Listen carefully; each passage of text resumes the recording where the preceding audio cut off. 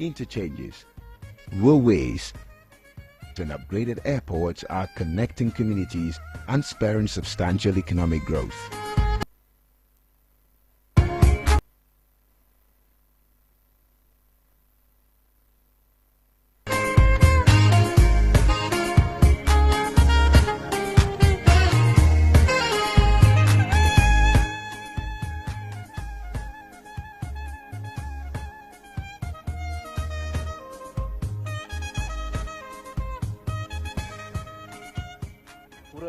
Mo nyang 2016 la mo nyulo gbo mo kura kun ka ke le 2020 amala mi po be nde cover o le ji mi ta o le mo ha o la sitro le mo ha una mi ta mi lo mi po jijore mo ale ko le mo la mi le jo poro npa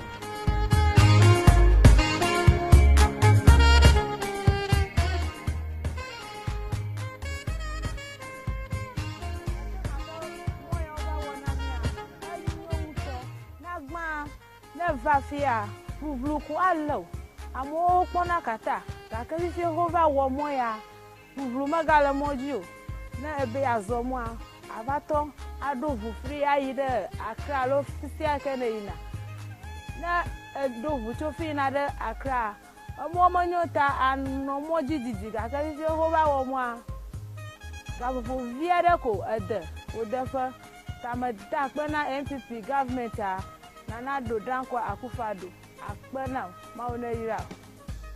The completion of the Tema and Pakadan Railway project is poised to open new avenues for cargo transport and tourism. Over the past 7 years, more than 13,000 kilometers of new roads have been constructed or rehabilitated, significantly improving transportation and accessibility across the nation, linking urban centers to rural areas. Fishing harbors have been constructed in areas such as Jamestown and Elmina.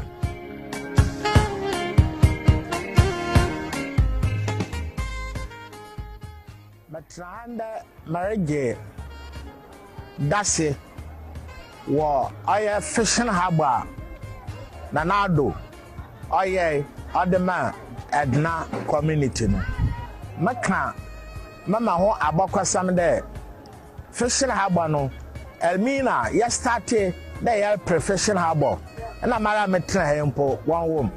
But Medayamiasi, there were 2 wabaye damahen. And I mean, America said, baby said, oh, yeah, my hand, no, I've been fason, no woman. And fason woman there. Sabu, boat, I can say, Sisi, I would tum wabaha.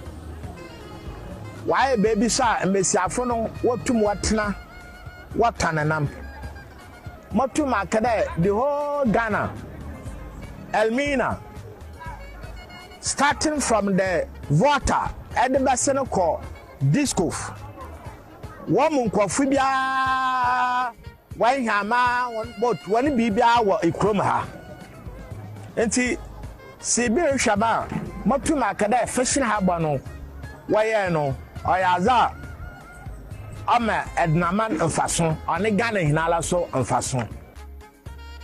Into Sandland and Kupana, I remember the Marbenia, but why and Adwa Benny? Why fishing up with Yaman and I say, Papa, I know why I'm a handy.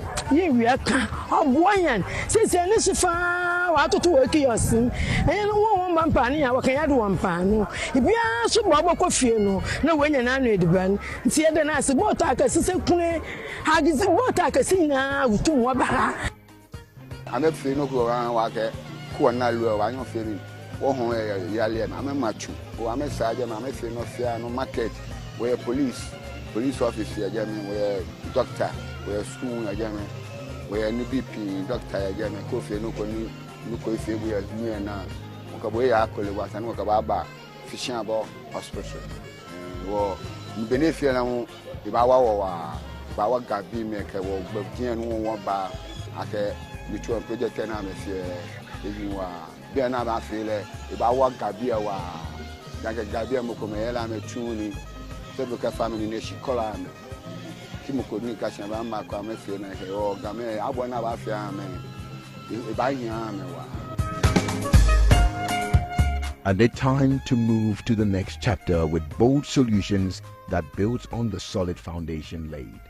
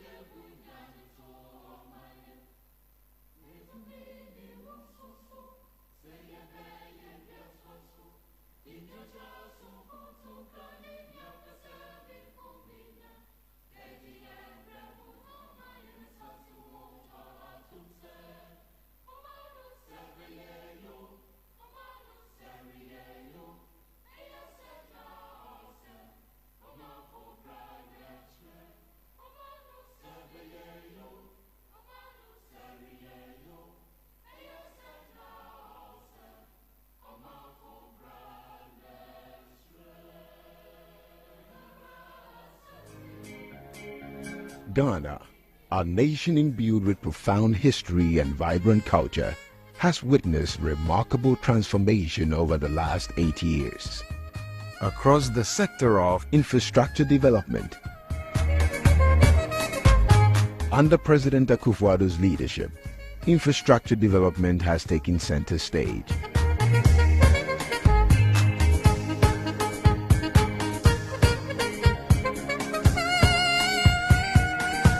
New roads, interchanges, railways, and upgraded airports are connecting communities and spurring substantial economic growth.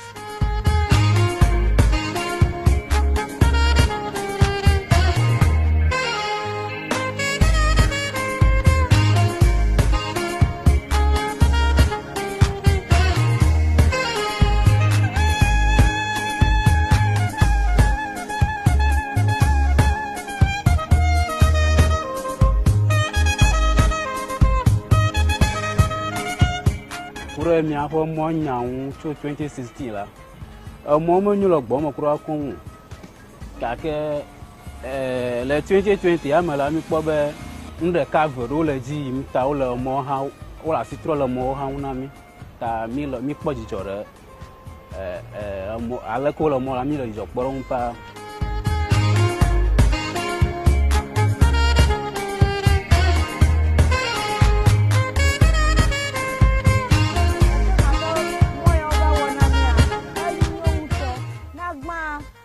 Vafia, Bubluku allo, Amo Ponakata, Takarifi Hova Wamoya, Bubluma Galamodio, Nebe Azomwa, Avaton, Adovu Free Aida, Accra, Lofisia Canina, Na Dovu Chofina de Accra, a Momonyota and no more Gigi, Takarifi Hova Wamwa, Gabu Viadeco at the, would therefore, Tamadakwana NPP government.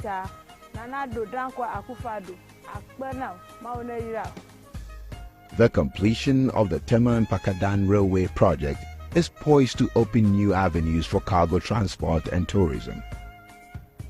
Over the past 7 years, more than 13,000 kilometers of new roads have been constructed or rehabilitated, significantly improving transportation and accessibility across the nation, linking urban centers to rural areas. Fishing harbors have been constructed in areas such as Jamestown and Elmina.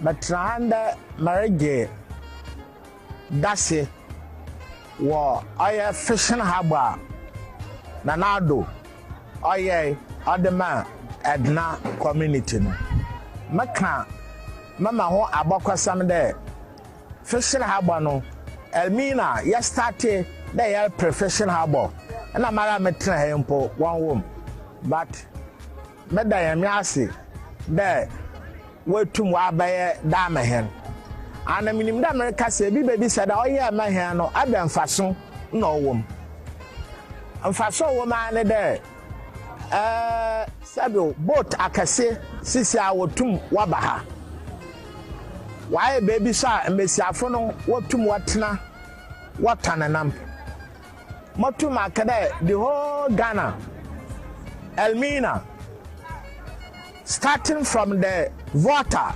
edebaseno ko disco womun kofu bia wan hama boat wani bibia wo ikrom ha enti sibi hwaba motum akade fishing harbor no waye no oyaza ama ednaman mfaso oni Ghana hinala so mfaso nti sende Nyankopɔn na ya adwom da ma abani abado ayi na ado abani why fishing harbor ya amana ye na se papa ana why am he de yin wi aka oboyan sisi ne sifa wa toto wa kiyosin enye no won mampa ne ya wa kan ya do wampa no ibia so bobo kofie no na wenya na anu ediban nti ye de na se bota aka sise kune hagizi bota aka sina gutum wa bara ame fe no ko ran wa ke ko na lu wa nyo fe mi wo hon ya le na ame machu o ame saje na ame fe no fia no market where police officer ya jame where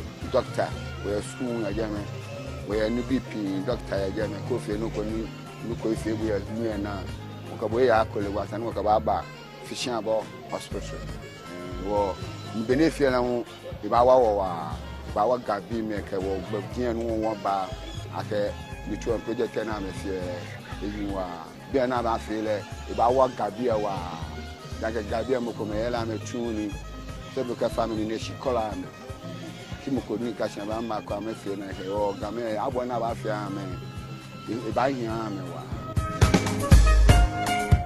And it's time to move to the next chapter with bold solutions that builds on the solid foundation laid.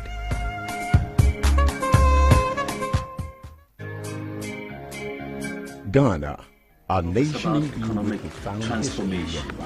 We have a track record of actually transforming Ghana's economy. On today's edition of Spotlight, we show a lens on one of Ghana's foremost politicians, rising from being a technocrat to becoming a leading political figure in Ghana's political circles. Ladies and gentlemen, let us delve into the life and history of Ghana's fifth Vice President of the Fourth Republic and the 2024 flag bearer of the new Patriotic Party, His Excellency Dr. Alhaji Mahamudu Bawumia. Today is a big day for me. I thank God for making this day possible. There are so many people that I need to thank. First of all, I would like to thank the flag bearer of the new Patriotic Party, Nana Addo Dankwa Akufo-Addo, for having the confidence to nominate me for a third time. I don't think this has ever happened in the history of this country that a flag. Taking a glance at the history of an eminent personality whose civilization and mannerism is said to have positively influenced his political affiliation and the country as a whole, although acting as a subordinate to his superior for 8 years, has been widely acknowledged for changing the dynamics of politics in Ghana and Africa within a phase of his existence. It is therefore not surprising that he is the only person in the history of Ghana to be nominated for 4 consecutive times. This distinguished personality in person of Dr. Mahamudu Bawumia, for firstly, after attaining excellence throughout his level of education, was nominated as the vice presidential candidate for the new Patriotic Party in 2008. He was re-nominated in 2012, which won the new Patriotic Party 10th seat in the northern region, but unfortunately lost to John Mahama of the National Democratic Congress. In 2016, President Akufo-Addo still maintained him as his running mate in the presidential election. However, on Friday, June 16, 2023, Bawumia filed his nomination to contest in the NPP presidential primary, where he picked the 10th position after balloting for the final selection for 2024 election. On August 26, 2023, he won the super delegate election with 68%. He was later declared to lead the New Patriotic Party in this year's election. On August 18, 2024, he launched his manifesto describing it as one of hope with bold solutions to strengthen private sectors, abolishing e-levy, creating jobs for the youth, and strengthening our digital system, among others. Undoubtedly, Sisala Chiefs, among other prominent officials, has acknowledged his hard work, honesty, patience, prudence, and dedication that makes him exceptional. Dr. Bawumia is widely regarded as the most impactful vice president, having been at the forefront of major government policies. Although the NPP aims at breaking the eighth, they ended up picking number 1 on the ballot paper, creating the impression of whether they can really break the eighth in the upcoming election. However, as to whether it will affect their performances or not, the outcome of the December 7th election will tell it all. Upon all the threat from his counterpart, Dr. Alhaji Mahamudu Bawumia has proven steadfast to leading as the head of state in the upcoming election. Dr. Mahamudu Bawumia is a Ghanaian politician, former central banker, and a deputy governor until his nomination as the vice presidential candidate of the New Patriotic Party in 2008. He served as the 5th vice president in the 4th Ghanaian Republic. Bawumia was born on Monday, 7th October 1963 in Tamale to Alhaji Mumuni Bawumia and Hajiya Mariama Bawumia. He attained his primary education at Sakasaka in Tamale and gained admission to Tamale Secondary School in 1975. After which he graduated to the United Kingdom, where he studied banking and obtained a Chartered Institute of Bankers diploma. He took a first-class honor degree in economics at Buckingham University in 1987. He then obtained a master's degree in economics at Lincoln College, Oxford, and obtained a PhD in economics at the Simon Fraser University, British Columbia, Canada in 1995,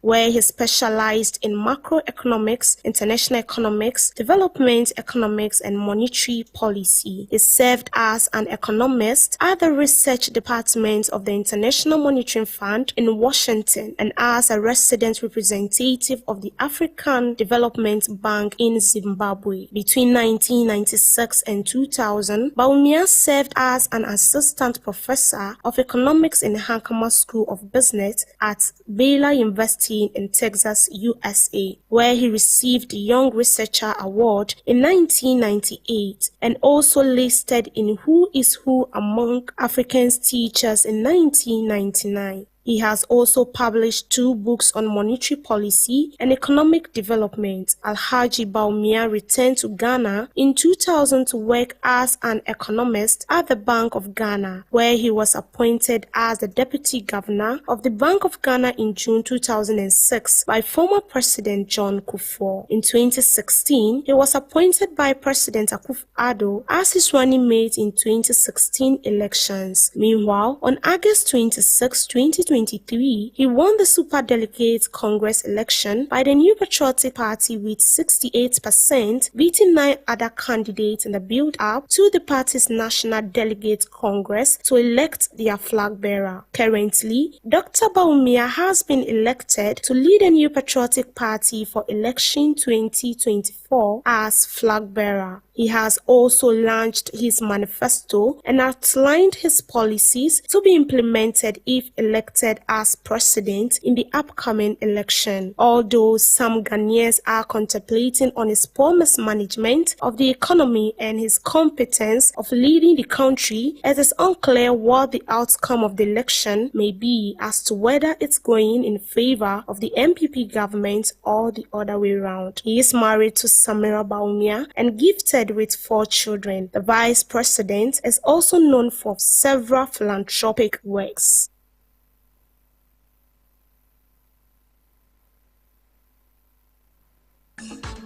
When Nana Akufo-Addo and the NPP talks about economic transformation, we have a track record of actually transforming Ghana's economy. On today's edition of Spotlight, we throw a lens on one of Ghana's foremost politicians, rising from being a technocrat to becoming a leading political figure in Ghana's political circles. Ladies and gentlemen, let us delve into the life and history of Ghana's 5th Vice President of the 4th Republic and the 2024 flag bearer of the new Patriotic Party, His Excellency Dr. Alhaji Mahamudu Bawumia. Today is a big day for me. I thank God for making this day possible.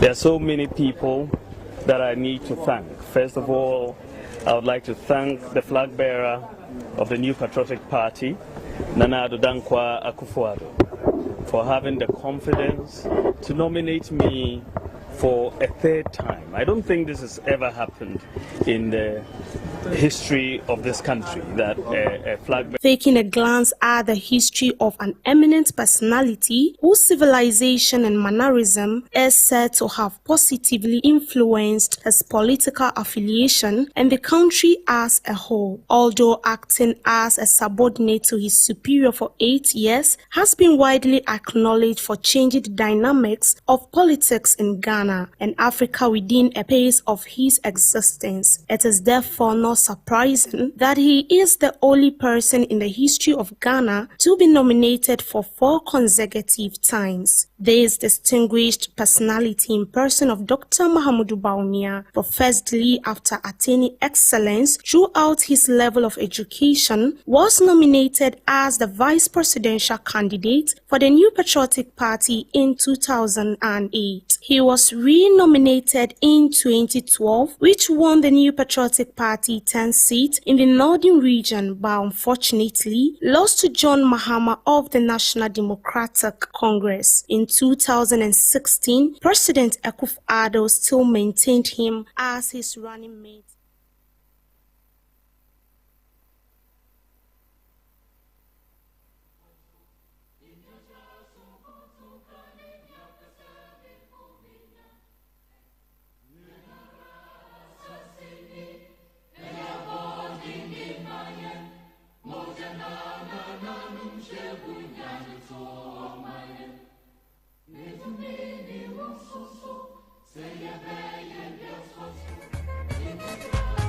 Under President Akufo-Addo's leadership, infrastructure development has taken center stage.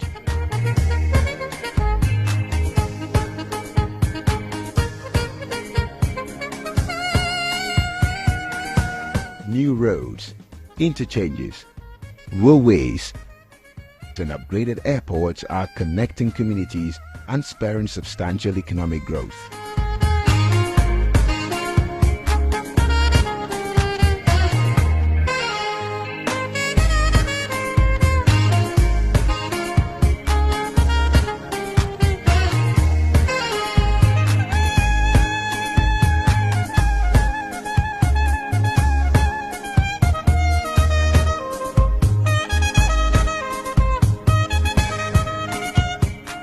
Mi afọ mo nyawu cho 2016 la mo mo nyulo gbo mo kura kun ka ke le 2020 amala mi po be nde ka vero le ji mi ta o le mo ha o la sitro le mo ha una mi ta mi po jijore mo ala ko le mo la mi le jo poro pa.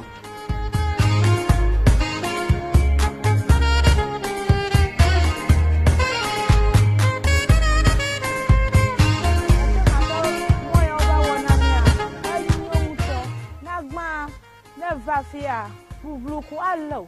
Amo pona kata, kakali fi hova wo moya, bublu magala mojo na ebe azomwa abato adovu free ayi de Accra lo fisia kenina na dovu chofi na de Accra omo manyota anomo jijiji ga ka fi ho ba wo mo a ga fo via de ko ede.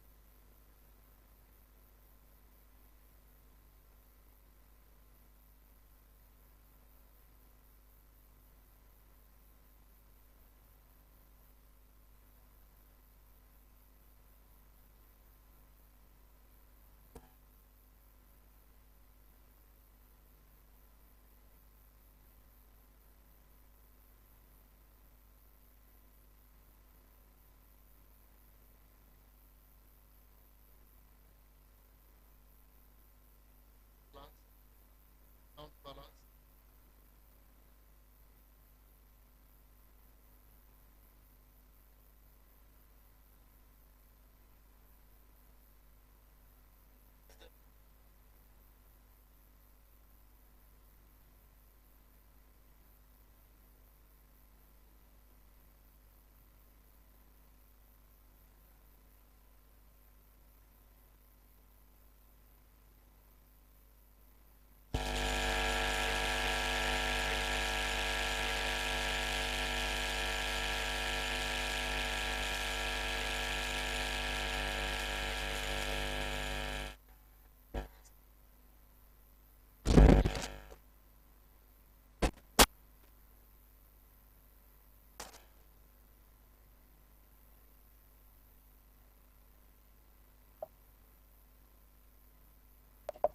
And so if you call 6.4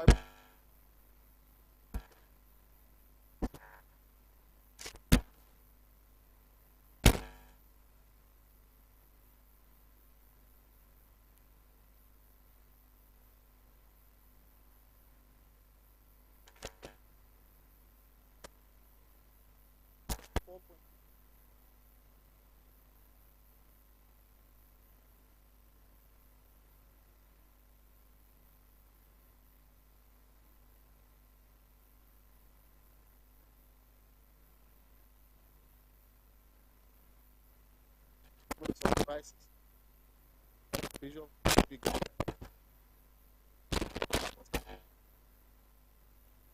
ended system.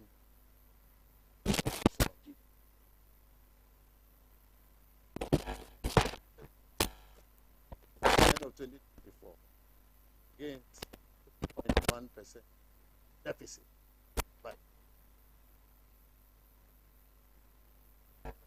Measure the resilience of the economy. The country is a shock. Bank of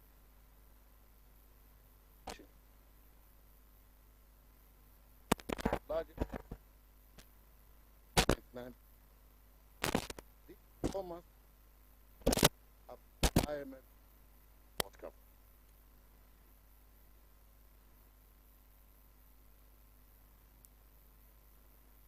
3. Or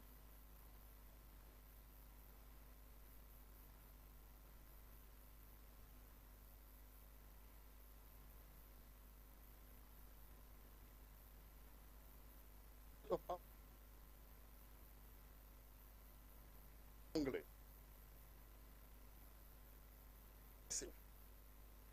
What is it? At all-time high.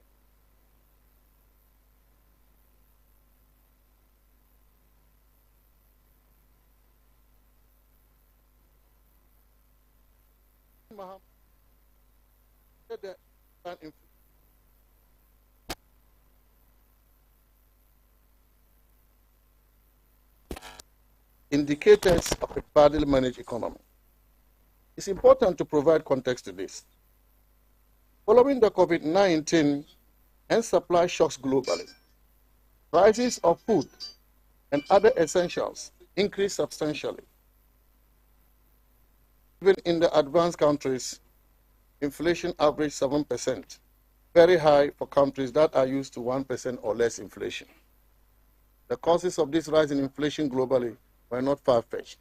For example, COVID-19 slowed down the world economy due to lockdowns and the closure of factories and offices, including major port facilities across the world. And this adversely impacted global supply chains. Also, many countries implemented fiscal stimulus to revive economic activity. However, faced with supply constraints, the increased demand resulting from the fiscal stimulus led to higher inflation. To control inflation, the central banks of many countries, led by the advanced economies, resorted to monetary tightening by increasing rates. This led to significant investment reversals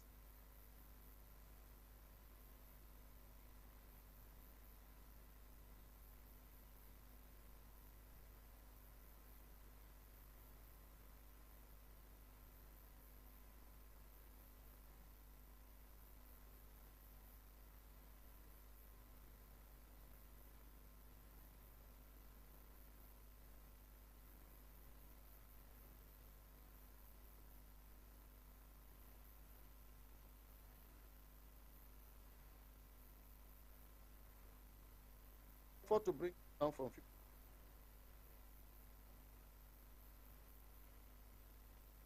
COVID at the world demonstrate management. Brought inflation down from 15.4% in 2016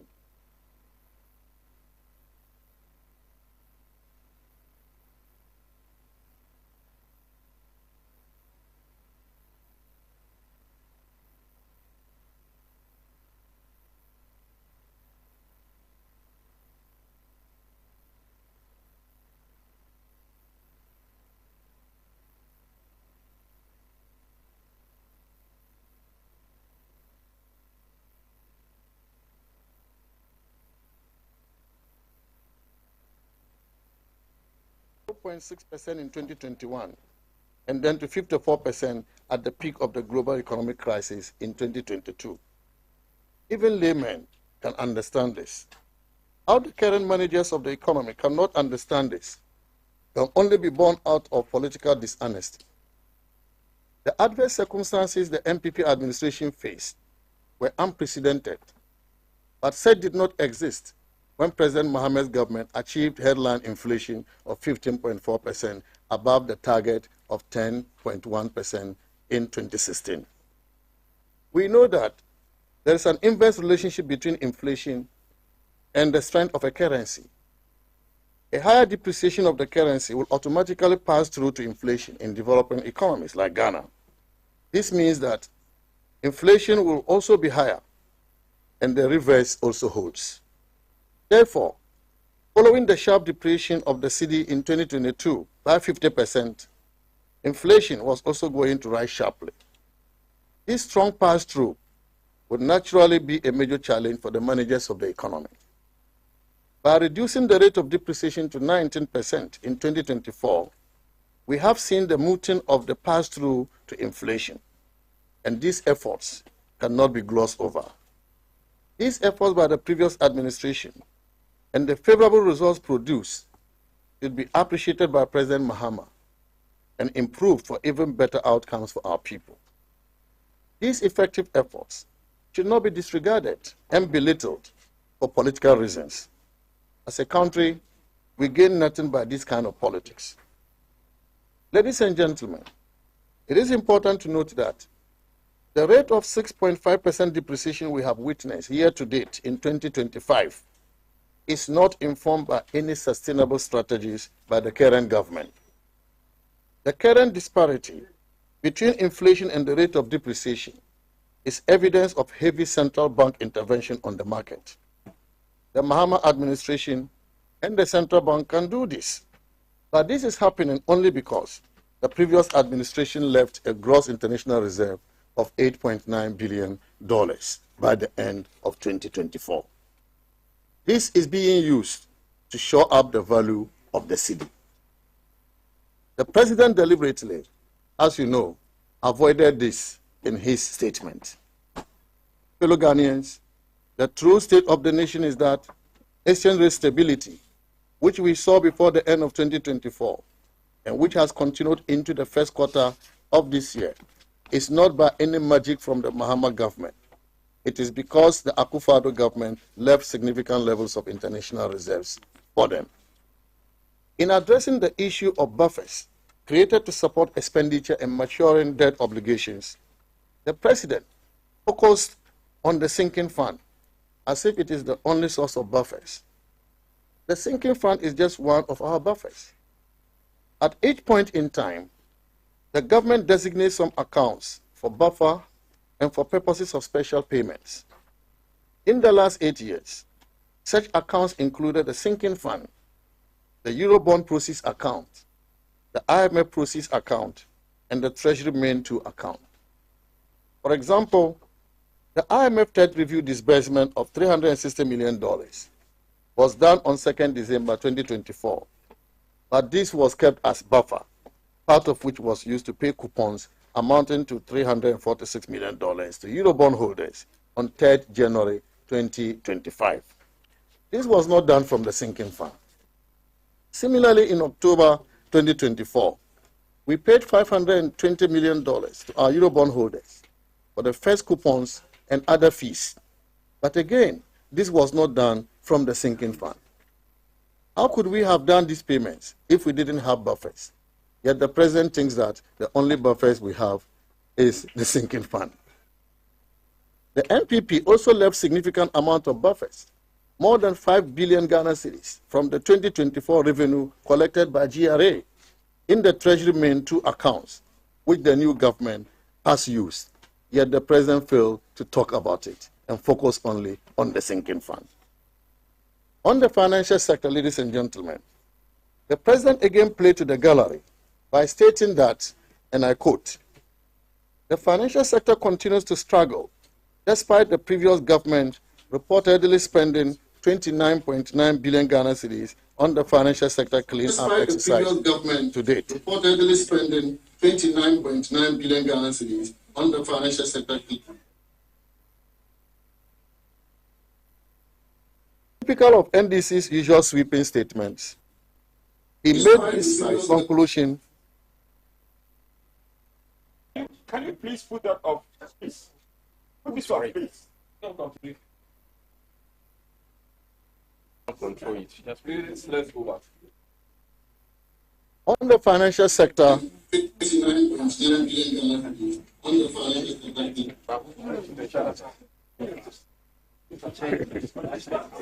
of NDC's usual sweeping statements, he made this.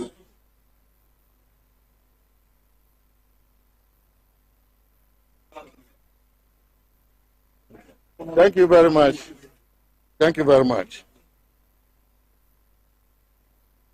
In the financial sector, ladies and gentlemen, the president again played to the gallery by stating that, and I quote, "The financial sector continues to struggle, despite the previous government reportedly spending 29.9 billion Ghana cedis on the financial sector cleanup exercise to date," unquote. Typical of NDC's usual sweeping statements, he made this conclusion without providing any basis.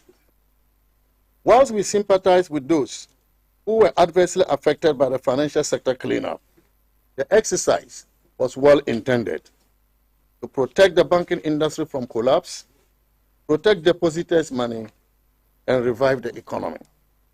The evidence today shows that, notwithstanding the DDEP effects on the local banks, the financial sector has become stronger, with banks posting impressive financial ratios and returning to profitability.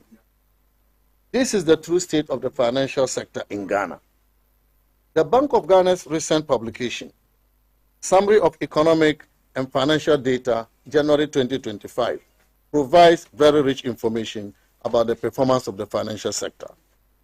The annual growth in total assets of the financial sector as at the end of 2024 was 33.8%, and total deposits by 28.8%.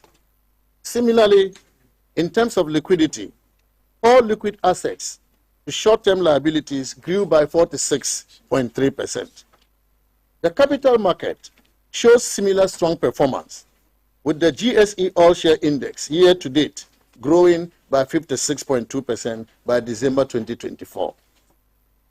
The earnings and profitability ratios also show that return on asset before tax recorded an annual growth of 5.4% in December 2023 and 5% in December 2024, whilst return on equity after tax grew at 34.2% in December 2023 and 30.8% in December 2024.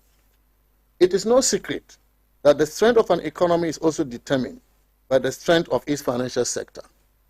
Given the record of performance of our financial sector under the NPP administration, is this correct, ladies and gentlemen, for such an economy to be described as badly managed? Ladies and gentlemen, you can now understand that all the main components of our economy are in good shape. The real sector, as demonstrated in real GDP growth, the external sector, showing impressive external positions through trade and current account surpluses, and the performance of the financial sector, posting impressive financial ratios. Therefore, we need to ask President Mahama, how did he come by the conclusion that the economy was mismanaged? Ladies and gentlemen, the president tried to scare the Ghanaian people about the country's debt service obligations for the next 4 years, which according to him will amount to 280 billion Ghana cedis, comprising 150 billion Ghana cedis for domestic and 130 billion Ghana cedis in external debt servicing. Government, at every time, provides for debt servicing obligations, and the president is aware of this. We expect the president to mobilize the funds and stop complaining, such as what every government in Ghana has done to service our debts. The NPP did that when he left us with debts in 2017. Our debt management strategy has ensured that Ghana's debt levels have decreased substantially, and so are our debt service, taking a significant burden off the government.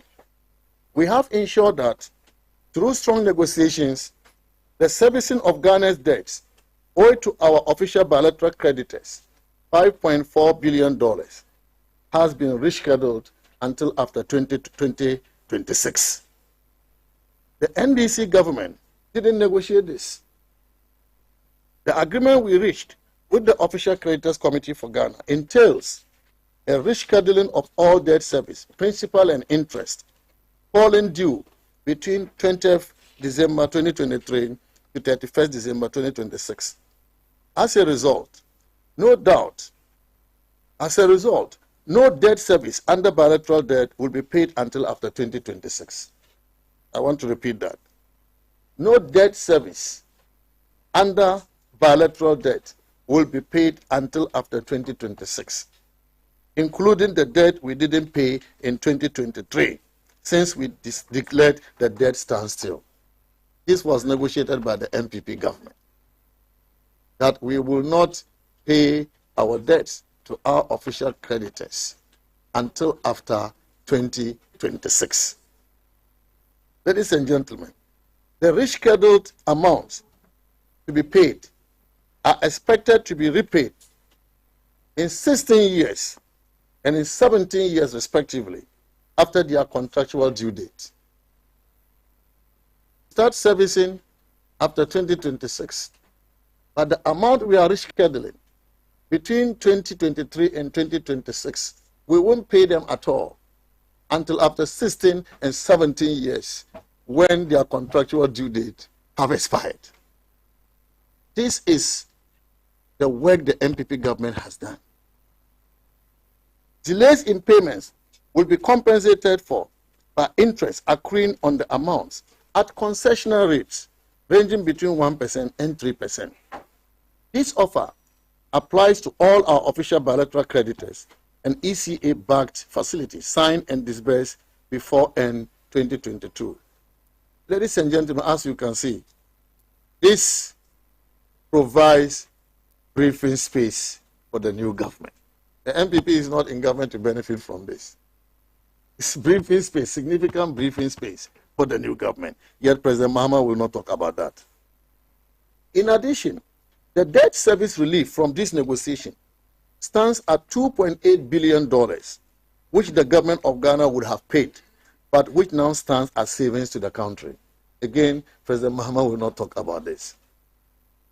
Even with such a great work done by the NPP government, the president could not acknowledge it. Rather, he sought to take an end credit for it when he stated in his address, and I quote, "We signed a memorandum of understanding with our official creditor committee to formalize the debt treatment agreed upon with official creditors. This marks a crucial step towards Ghana's restoration of long-term sustainability. The agreement would enable financial resources to support and strengthen economic recovery," unquote. I say to Mr. President, you did not sign any MOU. What Ghana needed to do to reach an agreement was to express consent to the terms of the MOU in writing. This was done on 12 January 2024 to reach an agreement in principle, later firmed up after further negotiations in June 2024, which paved way for the second successful review of the IMF program implementation. The OCC members, the participating creditor countries, 25 of them, were those required to sign up individually, which all of them did, except 3 countries that delayed because of their long internal processes. These countries finally signed up in January 2025, and that is why President Mahama wants to take credit for this. Mr. President, you played no role in this. Apart from the rescheduling of debt service and savings from the negotiations with our official bilateral creditors, we also achieved debt cancellation, outright debt cancellation of almost $4 billion United States dollars. An additional debt service relief of $4.7 billion United States dollars through our negotiations with Ghana's Eurobond holders. This has reduced our debt levels, our public debt levels, from 78% of GDP to 72% of GDP. In fact, from September to October 2024 alone, our debt levels reduced by 68 billion Ghana cedis. It is instructive to note, therefore, that with a total public debt level of 721 billion Ghana cedis, which President Mahama was talking about, which is 72% of GDP, our record on debt sustainability is better compared with President Mahama's debt to GDP ratio of 73.1% by the end of 2016 when he left office. This, therefore, does not give the president a good standing to teach us lessons on debts. The energy sector debt at the beginning of 2017 stood at $2.5 billion.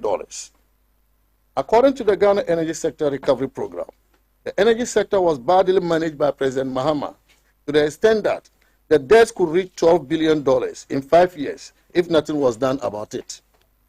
President Akufo-Addo ensured that this did not happen. And we ended our administration with $2.4 billion debts in the energy sector, less than the $2.5 billion we inherited from President Mahama in 2016, and notwithstanding the fact that President Akufo-Addo kept the lights on.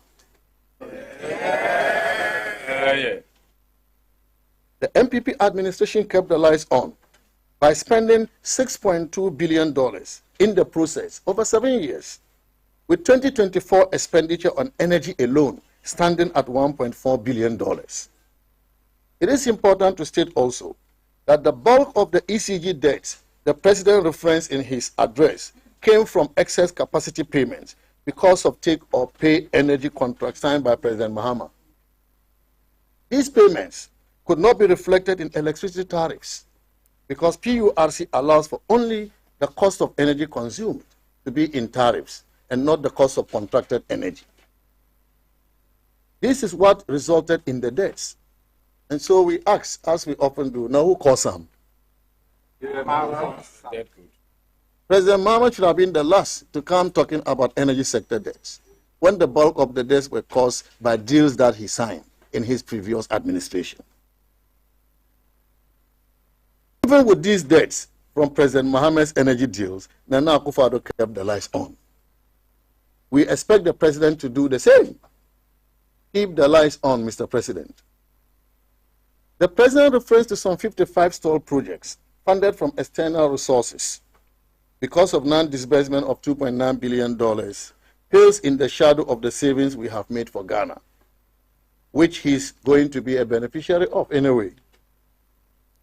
The consequent savings Ghana is making through the rescheduling of the debt service in respect of this project shows that our debt management strategy was masterstroke. The reason the President must applaud us rather than doing politics with it. We wish to state, without any equivocation, that unlike the NDC, the NPP administration borrowed to develop our country. By the end of our administration, we increased the size of GDP by $20 billion and created 2.3 million jobs in 8 years, the highest job creation of any government since independence. This contrasts with the previous Mahama administration, which supervised a contraction in GDP by $10 billion between 2013 and 2016.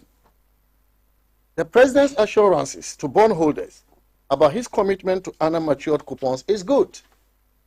That is what this government must do to continue to increase investor confidence in the economy.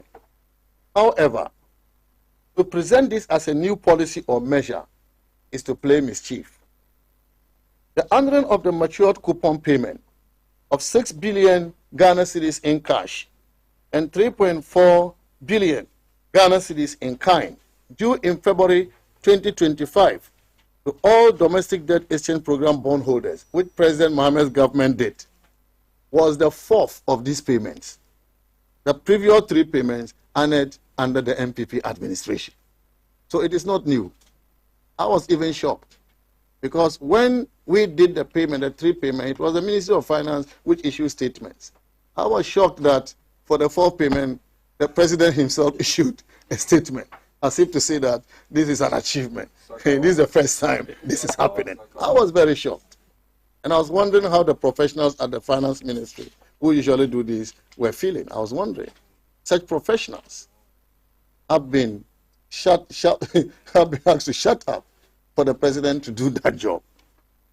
In fact, the previous NPP government honored these 3 previous payments to domestic bondholders between August 2023 and December 2024, totaling 17.25 billion Ghana cedis in cash and 9.77 billion Ghana cedis in kind, based on the prescribed payment terms.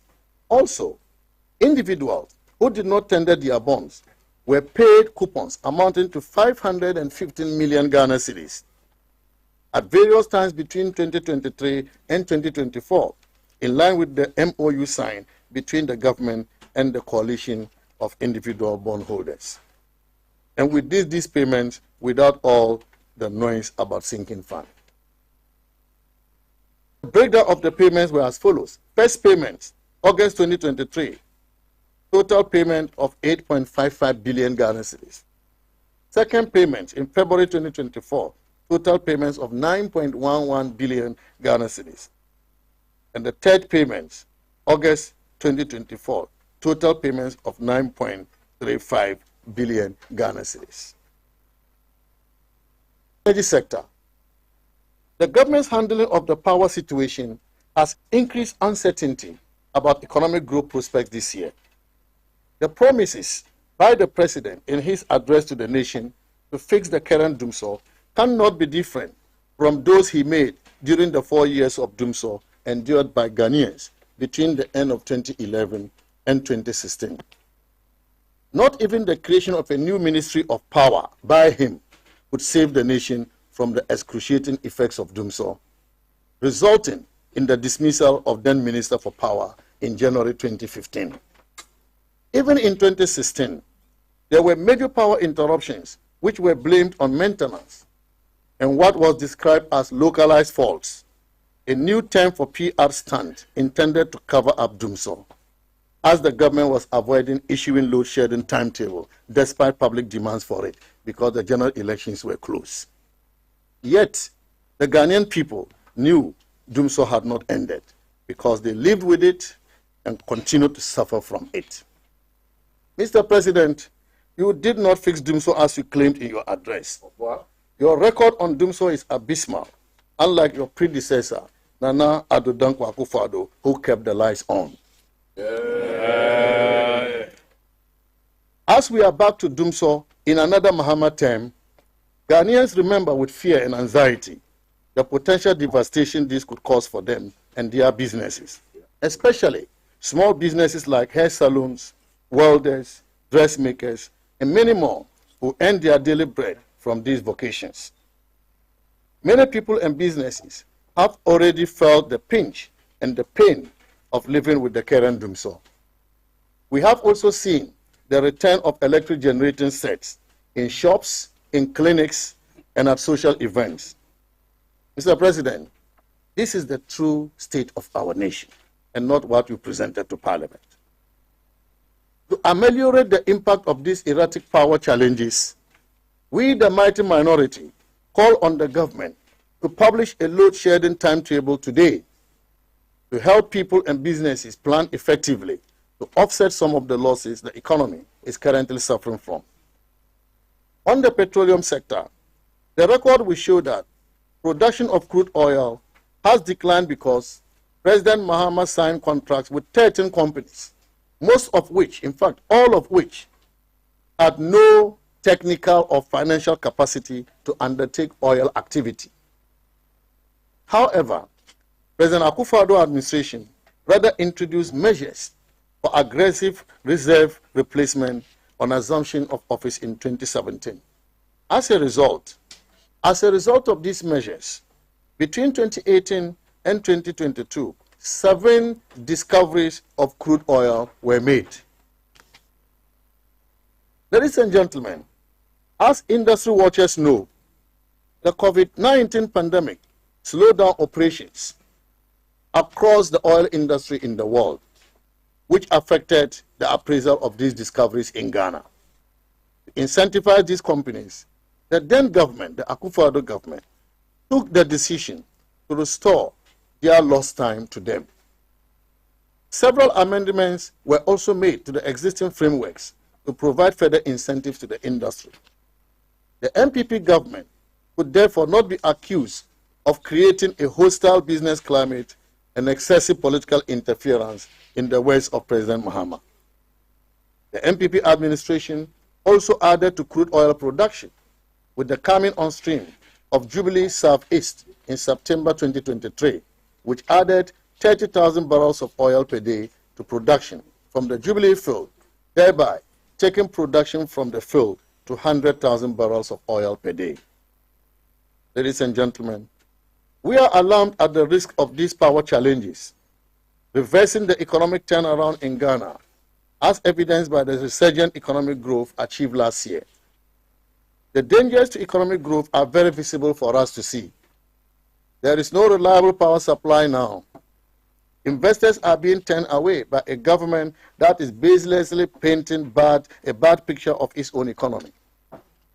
And contractors are not being paid, despite the 68 billion Ghana cedis approved by Parliament for the government to spend in the first quarter of the year. And notwithstanding the significant amount of revenue at their disposal to meet these spending requirements, including, for example, the over 5 billion Ghana cedis buffer left for them, the 8.7 billion Ghana cedis collected by Ghana Revenue Authority for January 2025 alone, and about 67 billion Ghana cedis borrowed in less than 2 months. Many government projects have halted as a result, and the resultant job losses by young Ghanaians is very painful and unfortunate. Therefore, ladies and gentlemen, the prospects for growth, economic growth, in this first quarter of 2025 remain weak and sluggish, and the government must change its economic management strategy as soon as possible. The Mahama administration made a lot of political gains by highlighting the plight of young Ghanaians who were yet to get jobs after over 2 million others had gotten jobs in the 8 years of the NPP administration. They promised 2 more people for each job under the 24-hour economy program. Ladies and gentlemen, it is now a notorious fact that to create vacancies for the purpose of employing NDC youth, the Mahama administration has sacked thousands of young Ghanaians who had been properly employed, by the previous administration. The termination of the jobs of young Ghanaians, which has become synonymous with Mr. President Mahama, who we now prefer to call Terminator 1, is a sign of what is yet to come. Sacking people from employment and replacing them later with others does not amount to job creation. What the people of Ghana want are new jobs for those yet to be employed. President Mahama knows that. The programs he outlined in his statement, Nkoko, Nkitinkiti, and the rest, cannot create sustainable jobs for the Ghanaian youth. Hence, the resort to termination of existing jobs for future replacement to shore up his job numbers. This is after President Mahama had argued, sadly, in 2016, that it was legitimate for an outgoing administration to recruit and sign deals up until the midnight of January 7 the following year, when its term expires. Not only are these double standards worrying, but the dismissals will no doubt worsen the unemployment situation which he promised to fix. The thousands who have been dismissed have been condemned to suffering and hardship. The fight against galamsey has been difficult, no doubt. The President Mills struggled with it.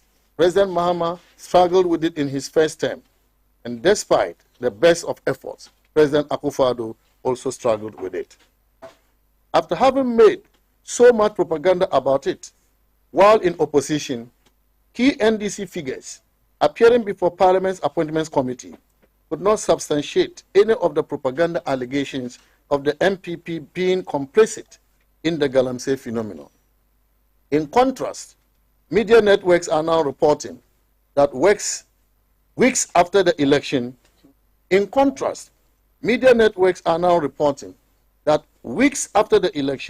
known NDC kingpins in the Ashanti region have invaded some forests and commenced galamsey activities there. Also in the western region and the eastern region. And western north, all over. The president is quiet, is silent on all this. On the 19th day of January 2025 edition of the Ghanaian Daily Graphic, it was reported that illegal miners numbering about 60 breached the Anglo Gold Ashanti Mine security fence and intruded at Cote D. The aim of the illegal miners was to enter the deep decline. The decision to enter the deep decline was because of a promise made to these illegal miners by the leadership of the NDC during the campaign. The promise was to assist them to illegally mine in areas which had been legally acquired by the Anglo Gold Company. Also, the Minister for Lands and Natural Resources, speaking to Parliament on February 19, 2025, raised a very disturbing issue of insecurity, leading to an alarming rate of illegal mining activities within the nation's forest reserves. 9 out of the 44 forest reserves have been completely taken by illegal mining thugs with impunity. Our security agents and the Forestry Commission no longer have access to these forest reserves. We wish to ask, since when thugs involved in illegal mining became more powerful than our well-trained security agents? This is the true state of the fight against galamsey, for which reason the President's address was scanty on any real steps to tackle the canker. Infrastructure development. The President conveniently omitted from his address the strides made in the housing sector under the immediate past administration. This included the completion of some of the stalled projects inherited in 2017, like the Asokori Mampong housing project, resumption of works on the Adenta SHC estates, and the selection of the private partner to commence work on the completion of the Saglime project. Additionally, 1,000 homes were delivered to the security services, 1,000 homes delivered by the TDC, and nearly another 1,000 homes by the State Housing Company. The administration also set up the National Home Ownership Fund that has delivered about 500 homes so far. The President failed to mention that the Ministry of Finance under President Akufo-Addo gave approval to GIF to set up a GIF housing sub-fund to receive funding for bankable housing projects, while the Ministry of Housing rolled out a PPP framework to stimulate housing. These strides made in the housing sector marked an unprecedented change in the approach to resolving the housing deficit in Ghana. Instead of seeking to lambast the outgone administration, credit should rather be given to it, followed by a commitment to build on it. The Ghana Priority Health Infrastructure Project, referred to as Agenda 111, was to design, construct, and equip 111 hospitals across the country.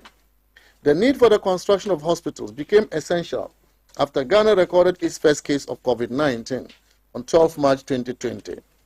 In one of his regular addresses to the nation, where he detailed the government's measures to contain the spread of the virus, His Excellency, President Akufo-Addo, bemoaned the lack of hospitals in some 88 districts and 6 newly created regions of the country, and promised swift government investment in new hospitals, not only to address the urgent need to contain the spread of the virus in those districts and regions, but also to correct the anomaly in the distribution of health infrastructure across the country.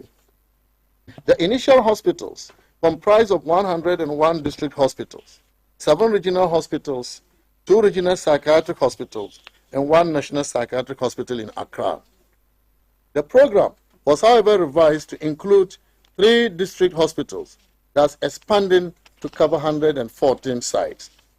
As at 31st December 2024, progress on completion of civil works were 37 sites achieved 70% completion and above, 28 sites achieved between 50 and 70% completion, and 36 sites achieved below 50% completion.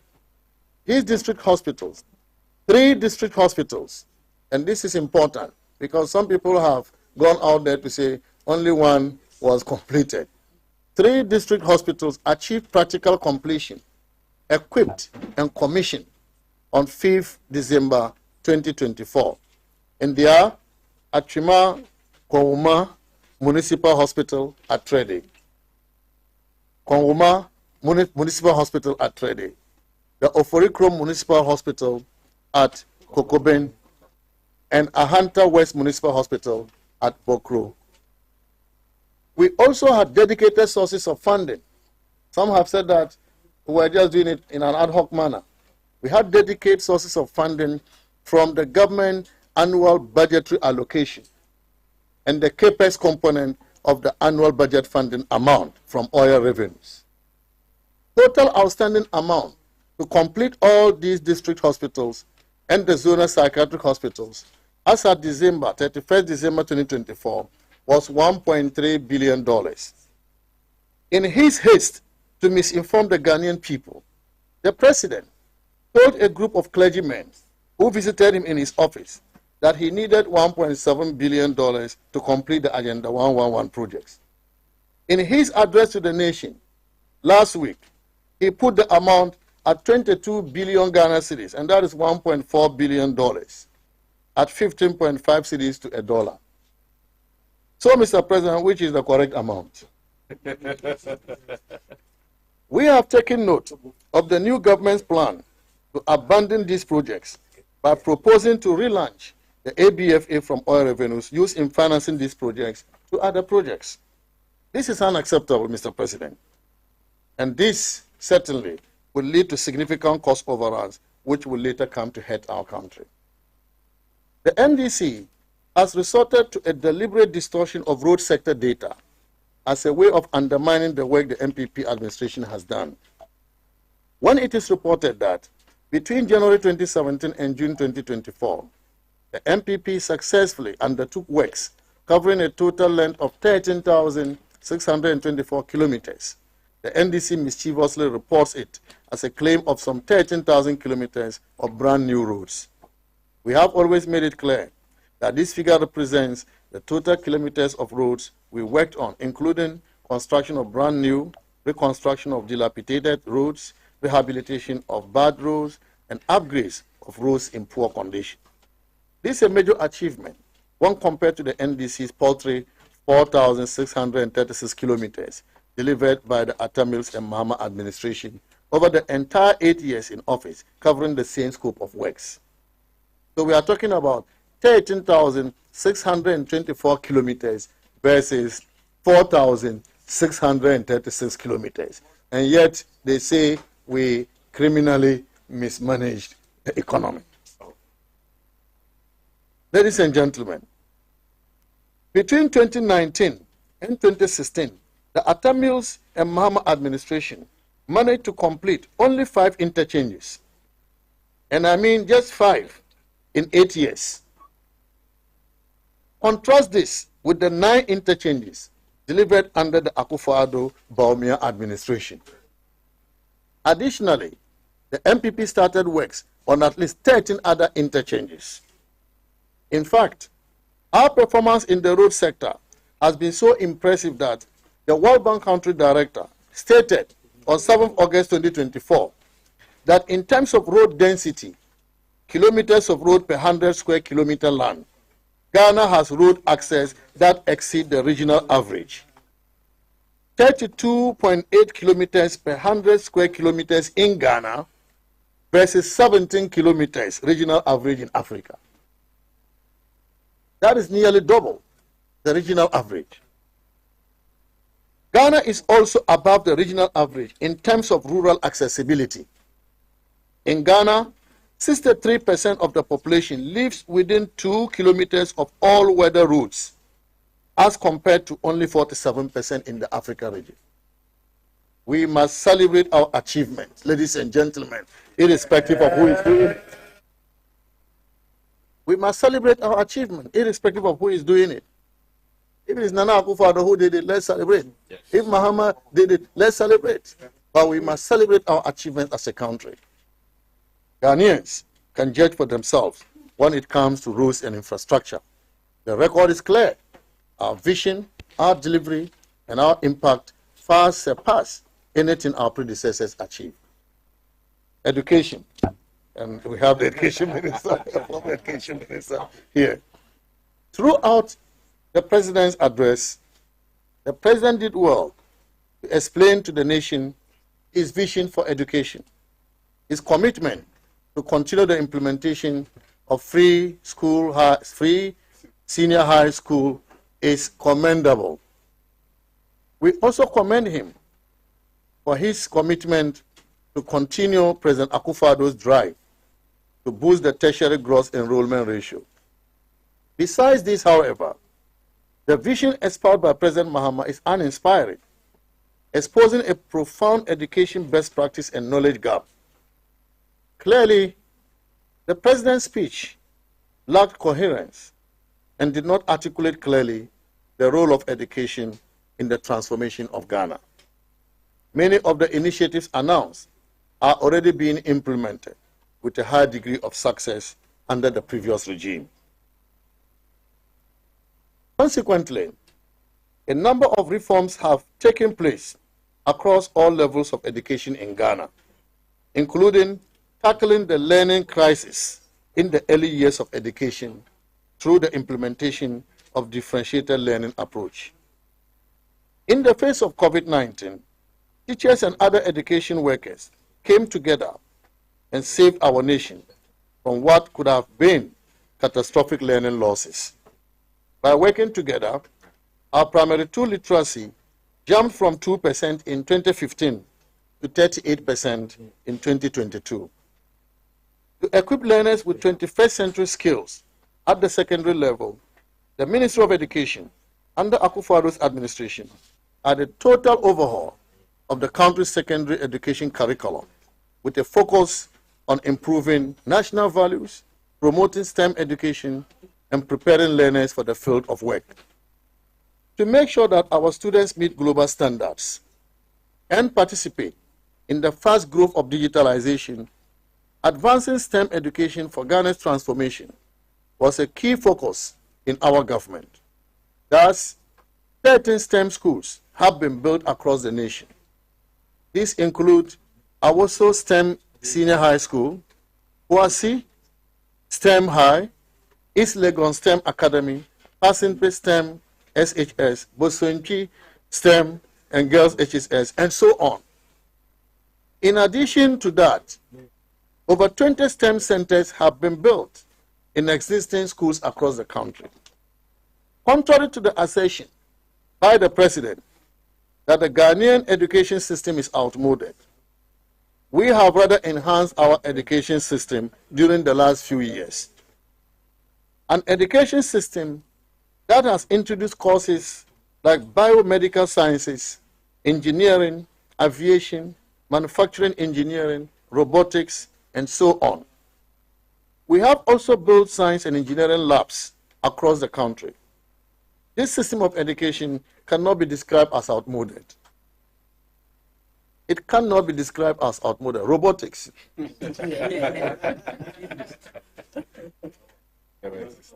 As we speak, high school students are receiving tablets to facilitate technology integration to enhance teaching and learning under the Ghana Smart Schools project introduced to empower students on a global scale. Here we are talking about smart schools.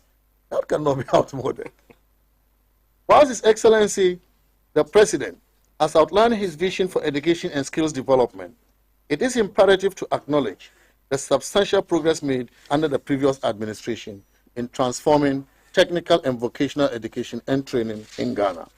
In 2017, the TVET sector was uncoordinated, and some 17 ministries were engaged in some form of TVET regulation and delivery, and therefore made coordination across the landscape quite challenging, since each of the TVET institutions were taking direct instruction from their ministries and legislations. Almost all the workshops in the TVET institutions were filled with obsolete tools and equipments, and outdated curricula as well. The sector was not responsive to the needs of industry. The linkage between training providers and industry was very weak, which caused mismatches in the demand and supply. The Akufo-Addo-led government implemented bold reforms backed by significant investments to revamp TVET, ensuring it becomes a viable pathway for skills acquisition, entrepreneurship, and employment creation. Some of the key interventions and accomplishments in the sector include the establishment of the Commission for TVET and the Ghana TVET Service, introduction of free TVET into the free senior high school policy, leading to a massive jump in 3-year enrollment from 41,696 students in 2016 to over 172,473 students in 2024.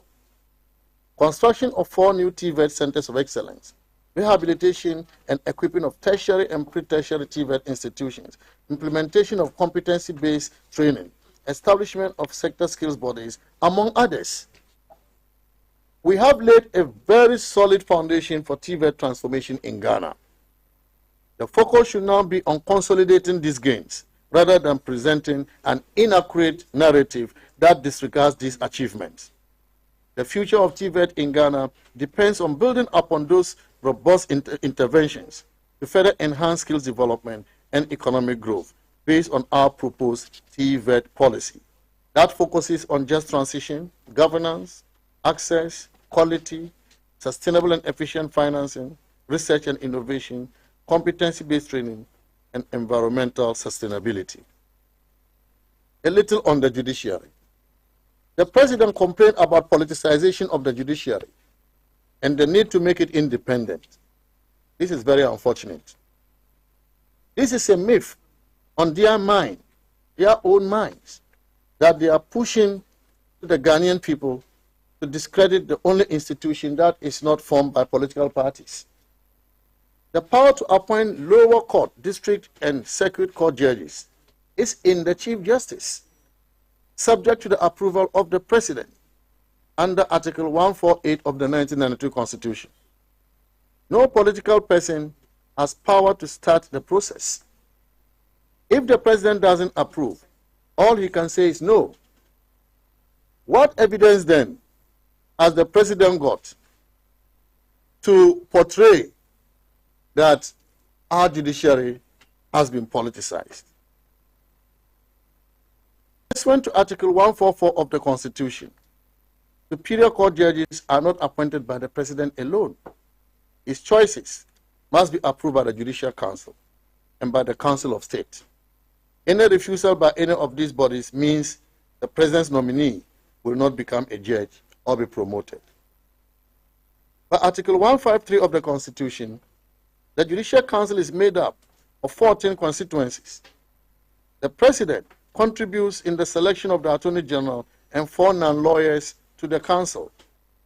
How is the President suggesting that these non-lawyers that he sends can politicize independent thinking of the remaining majority on the Council? Judges are professionals who must serve our democracy free of insinuation that intimidate them, as if they don't toe a political line, they will not be appointed to the next level. It is such utterances by politicians that can affect the ability of judges to serve the country independently. If that is what he wants to achieve, then it is unfortunate, really unfortunate. After all, he kept saying that his party will look through their ranks and encourage them to become judges, to serve the interests of his party. Therefore, in our view, the President's statement about politicization of the judiciary is only an expression of his own agenda, which he kept touting before the elections, if we recall. That's true. Insecurity. Ghana has been ranked the 2nd safest destination in Africa by Alteza Travel, a global tourism firm. According to their 2025 tourism report, Ghana boasts a remarkably low crime rate, surpassing even countries like Canada, Greece, and Australia in terms of safety. Under President Akufo-Addo, a deliberate policy and planning had been implemented to enhance Ghana's peace and security. The crime rate in the country, for instance, had reduced significantly following the increase in police visibility. The visibility has brought discipline on the roads and made communities safer. However, in a rather contrasting and worrying view, following the election of President Mahama in the 2024 general elections, several acts of lawlessness and violence have erupted in the country, leading to the arrest of over 100 people suspected to be supporters of the ruling party. And this is according to BBC report, December 11, 2024. Supporters of the newly elected president, who won jobs, have allegedly attacked some state institutions, looted property, and engaged in disturbances that have left some police and military personnel injured. The president was silent about all this. How can you talk about the state of the nation without talking about the spate of violence and lawlessness that we are all witnesses to over the last 2 months. Ladies and gentlemen, I'll give you a few instances of this violence. At Ayenswano, angry youth set the Electoral Commission office ablaze. The stand-up at the Ghana Gas headquarters, we all remember, where security forces fired warning shots to disperse a crowd of protesters belonging to the NDC. Imam Obi, hooded individual, parading through the streets on vehicles and motorbikes, disturbing everybody's peace. And nobody said anything to them. In Obuasi, civilians and party members were in direct showdown with military officers. Several shooting incidents led to 4 dead and many injured. In Damongo, frustrated youth stormed the Damongo Municipal Coalition Center and set the EC office ablaze. 1 person died and the office was burnt down. Suspects were also arrested for attacking the Metro Mass Transit workshop in Sunyani, Bono region. Suspects unlawfully entered the workshop premises and attacked and threatened workers, forcing them to flee. A wave of violence swept through Ejura police station as angry Zongo youth attacked a local police station, freeing suspects on remand and setting the police station on fire. The lifeless body of a final year biological sciences student of Kwame Nkrumah University of Science and Technology was discovered near the KNUSC Disability and Rehabilitation Center. The Council of State Elections in the Ashanti region descended into chaos as a group of unidentified thugs stormed the election center, disrupting the sorting and counting of ballots. In Bunturugu Yunyo, chieftaincy clash have led to 4 people losing their lives. 4 students were arrested at Wega Divisional Police Command after a clash ensued between some students of Christian Methodist Senior High School and local youth over a missing mobile phone at the school premises at Aplako. 5 students sustained severe injuries, with several others suffering minor wounds after violence erupted during a peace ceremony between students of Boku Senior High School and Boku Technical Institute. 20 students from Salaga Senior High School in the East Gonja municipality of the Savannah region have been arrested following a violent clash that left 1 person with multiple stab wounds. It is sad, ladies and gentlemen, to mention that because of the insecurity in our country, the Electoral Commission has not been able to conclude Ablekuma parliamentary election declaration. This certainly is a dark spot in our democratic dispensation, given that the people of Ablekuma North are currently not having a representative in parliament. Insecurity in the Boku area continues to heighten in recent times, with a woman and her 2 children being tragically murdered in their home by gunmen on February 9, 2025. Again, on February 25, 2025, a 13-year-old boy was killed in the same township. The indiscriminate killing of the indigents of Waliwali and its environs is getting out of hand, and the imposition of curfew in the area is making it difficult for our Muslim brothers and sisters to wake up at dawn to eat and start their fasting. The government needs to decouple politics from security and ensure that every Ghanaian is protected. Mr. President, the security situation in our country is indeed very worrying. As you refuse to act decisively, the security agencies have become powerless, and this continues to embolden thugs of your party who visit mayhem on innocent Ghanaians daily. Sadly, the homes of some former public servants have been raided in Rambo style. That can only be akin to what happens in a military coup d'etat. For many Ghanaians, this is reminding them of the dark days of our nation's history. The president must act, and indeed, action is required now. Rather strangely, whilst officials of the NPP administration are being harassed and investigated, former officials of the NDC government who were on judicial trial have been cleared of all criminal charges against them, and in some cases have been rewarded with juicy appointments, like the current governor of the Bank of Ghana. Yes. Today, we are being told that crime has party colors, and our country has been turned into an animal farm, where 4 legs good, 2 legs bad. In conclusion, ladies and gentlemen, we, the mighty minority, are ready to do our work. We are ready to do our work, to provide truthful information to the Ghanaian people on the affairs of our nation, especially as the government is holding a national economic dialogue, which is intended to whitewash the unfounded and baseless claims of the mismanagement of our economy under the erstwhile NPP administration. That is what they are doing there. They are even scaring the people of Ghana further by putting out unaudited outstanding claims on government. And we will expose this mischief at the right time. Yes. We believe that these unholy moves by the NDC are intended to buy time to cover for its incompetence in managing the economy and to establish the basis for increasing taxes and introducing new taxes in the 2025 budget statement, even as they are promising to scrap e-levy, COVID levy, and others. Ladies and gentlemen, I want to ask you, does it make sense to scrap e-levy and betting tax and replace them with new taxes on the telecommunication industry? They are bringing back VAT on telecommunication. They are increasing the growth and sustainability levy on the mining industry. And they are bringing back VAT on the financial services and real estate industries. Wow. Wait and see. All these taxes will be passed on to customers, to the Ghanaian people. The people of Ghana should wait for the deception of the NDC government when they present the 2025 budget. Sakawa. Taxes galore. Sakawa. This is how they intend to tax Ghanaians to collect their target of 200 billion Ghana cedis in tax revenues this year.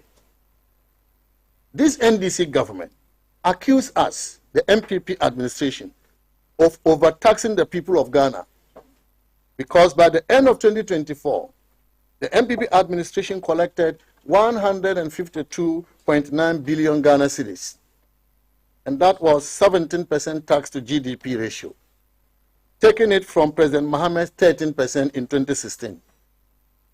How do you then turn around to expect to collect 200 billion Ghana cedis in an economy you call a broken economy?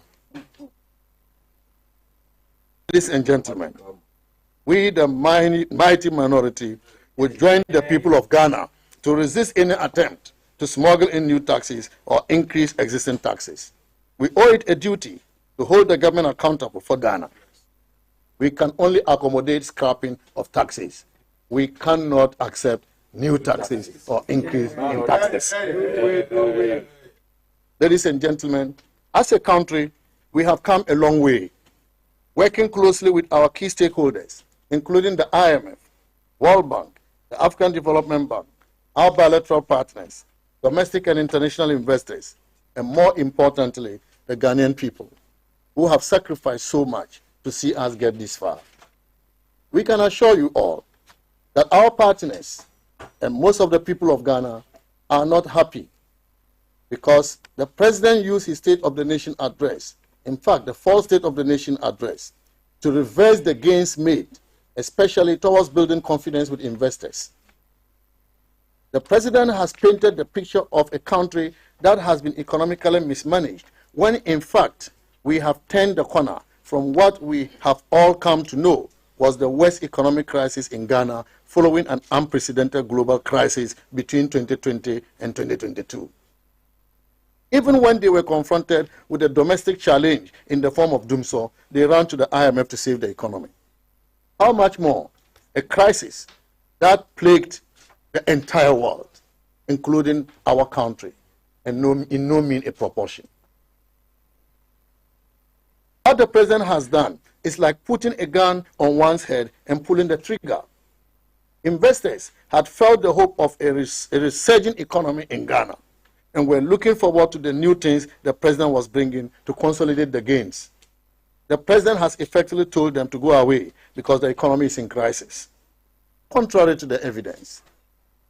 The cost of living crisis is a global problem. It's a global problem, and we all know that.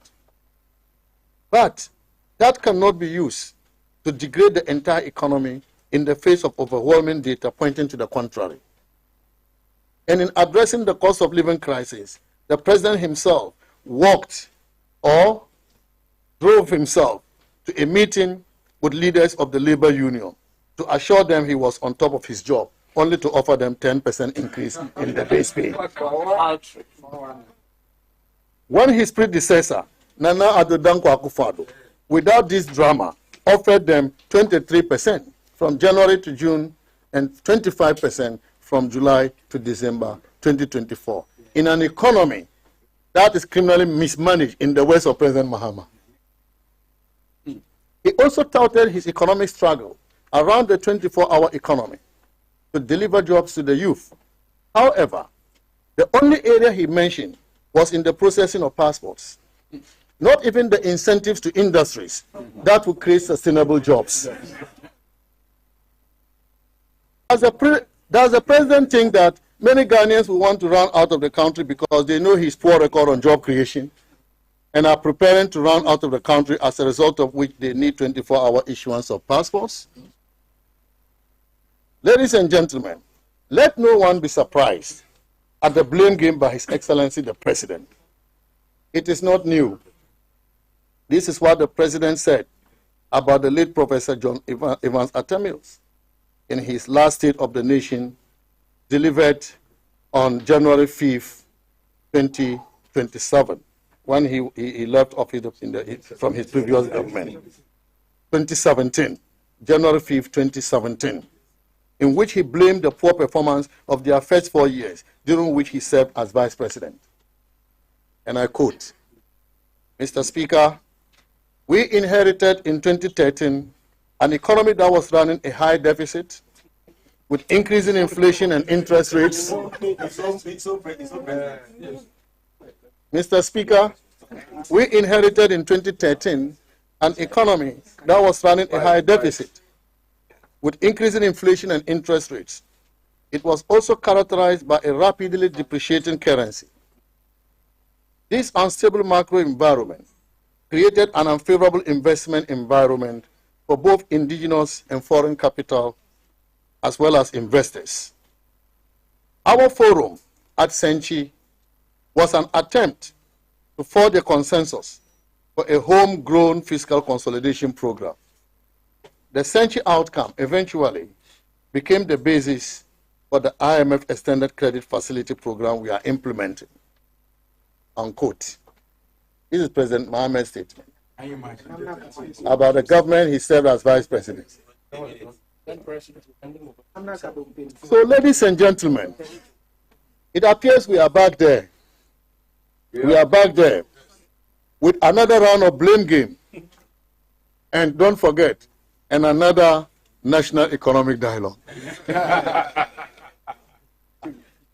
And don't forget, with the same Dada Nua, His Excellency John Dramani Mahama, who promises to create jobs and begin by firing those who have jobs. Ladies and gentlemen, fellow citizens, this is the true state of the nation, which the mighty minority has presented to the Ghanaian people. Yeah.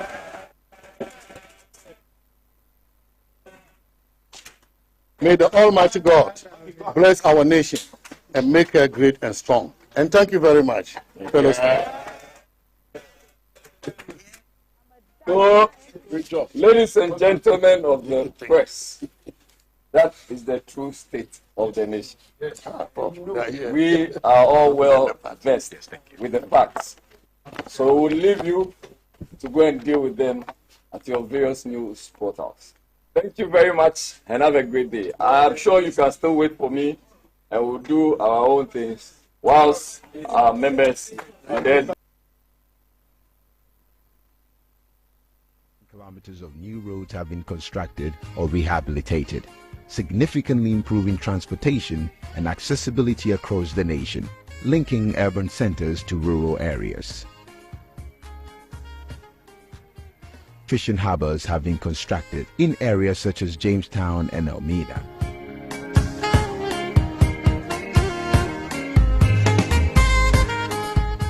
Metranda marriage dase wo oye fishing harbor nanado oye odema edna community no maka mama ho abokosam de fishing harbor no elmina ya starte de ya professional harbor na mara metra hempo one room but meda ya mi ase de wetum wa baye da mahen ana minim da America se bi baby said oye mahen no abemfaso na owom amfaso wo ma ne de sabe boat akase sisi a wotum wabaha why baby sa mesiafo no wotum watena watananam motum akade the whole Ghana Elmina starting from the water edebaseno ko disco womun kofu bia wan hama won boat woni bibia wo ekrom ha enti sibi hwaba motum akade fishing harbor no waye no oyaza ama ednaman mfaso oni Ghana hinala so mfaso nti sende nyankopɔ na ya adwom de ma abani ya abado ayi na ado abani wa ya fishing habo ya amana ye de na se papa ane wa ya amhe de ye wi aka oboyan sisi ne sifa wa toto wa ki yosin no wo mampani ya wa kan ya do wampano ibia so bobo ko fie no na wenya na anu ediban nti ye de na se bota aka sise kune hagizi bota aka sina utum wa bara ame fe no ko wa ke ko na lu wa nyo fe mi wo hon yale na ame machu o ame saje na ame fe no fia no market where police officer ajame where doctor where school ajame where NPP doctor ajame ko fe no ko ni ko fe bu ya ni na o ka boye akole wa san o ka ba fishing about hospital wo benefit na wo ba wa gabi me ke wo gbagin no wo ba ake mutual project na me fie eyiwa bia na ba fele ba wa gabi wa daga gabi mo ko me yela me tuni sebe ka family ne shikola me kimoko ni ka shaba ma ko me fie na ke o ga me abo na ba fie ame e ba hin ame wa. And it's time to move to the next chapter with bold solutions that builds on the solid foundation laid.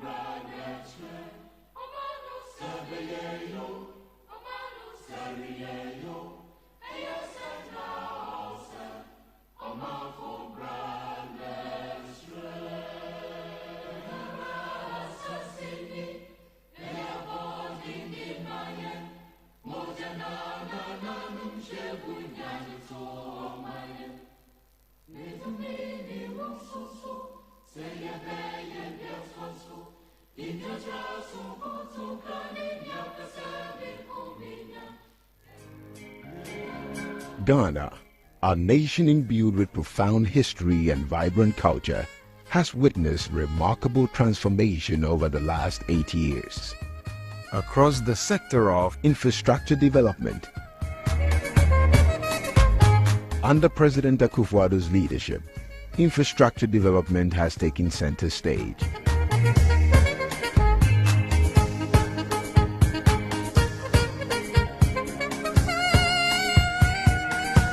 New roads, interchanges, railways, and upgraded airports are connecting communities and spurring substantial economic growth.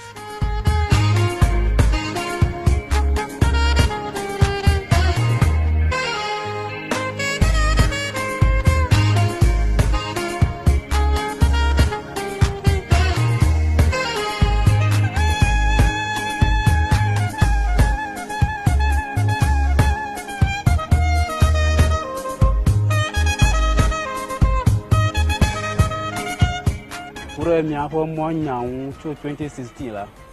A moment you look bomb across Kung Kake le 2020 Amalami Pobe under cover roll a G Taula more how or a citrola more how nami ta milo mi pojore a la cola more a milo is of Borompa.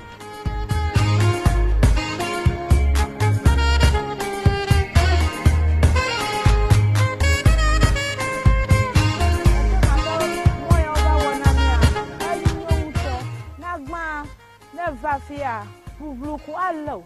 Amo pona kata. Kakali fi hova wo moya. Bubluma galamodio. Na ebe azomwa. Abato adovu free aide Accra lo fisia keneina. Na edovu chofi na de Accra. Amo manyota anomoji didi. Kakali fi hova wo moa. Kabu viere ko ede. Odefa tamada pena NPP government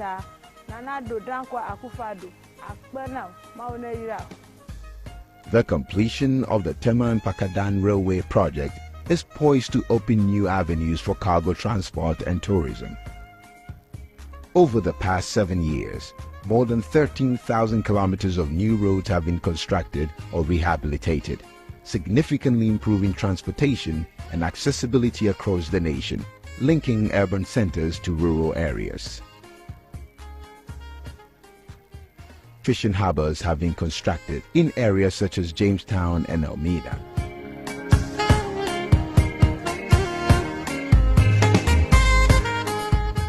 Matranda marriage dasi wa aya fishing harbor nanado aya adema edna community no maka mama ho abokwasam de fishing harbor no Elmina ya started there professional harbor and I'm metra hempo one room but meda ya miase there wetum wa baye dama hen ana minim da America say bi baby said oh yeah ma hen no abe mfaso na owom mfaso wo ma ne there sabe boat akase sisi a wotum wabaha why baby sa mbesiafo no wotum watena watananam motum akade the whole Ghana Elmina starting from the water